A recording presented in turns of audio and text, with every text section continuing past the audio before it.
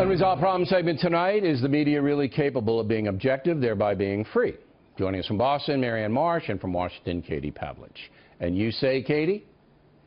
Well, I think that we've seen, not just recently with the Trump administration, but over the course of the past 3 decades, that much of the press is just liberals parading around as objective journalists. And I actually think it would do the country more of a favor and regain some credibility if they could just admit that they come at the news from a liberal perspective, and that's the way that they're reporting the news. We also now have a lot of conservative outlets doing the same, and people know where they're coming from, so therefore they're able to discern the facts for themselves. And everybody should understand there's a difference between opinion shows like this one and hard news reporting. We're talking about hard news reporting.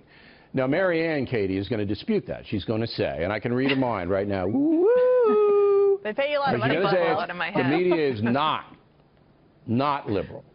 Okay, so I'm going to let you reply to what she's going to say before she says it. How do you answer it?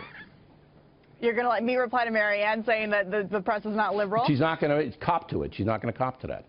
Well, I can't read minds, so I'm not sure exactly what she's going to say. But the truth is that the majority of journalism professors, the vast majority, 90+% in this country, are liberals. The journalists they produce are liberal.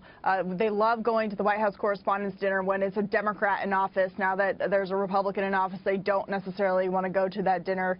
We see questions being asked of Republican administrations that we don't see asked of Democrat administrations. The list goes on and on and on. And so the evidence is clear that the press is certainly biased to the left, and there's a reason why Andrew Breitbart used to call it the Democratic media complex, because that's exactly what it is. So, Marianne, go ahead. Just state your case real quick, and then I'll get to the specific questions. Thanks, Bill.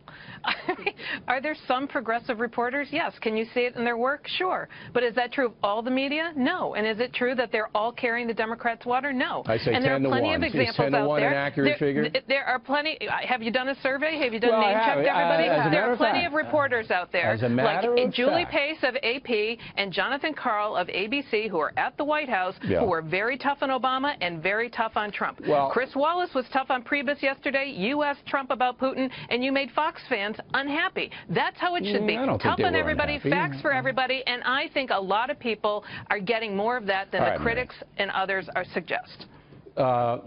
You are a very media-savvy person. Name the conservative presence on CBS News. Okay? Name reporters? The conservative presence on CBS News. Name the conservative presence on NBC News. I think John Dickerson is more conservative than you portrayed him in the clip tonight. Maybe that's true, but he's certainly not a conservative presence. NBC News. Robert Costa does a terrific job as a contributor from the Washington Post. Robert Costa? Yeah.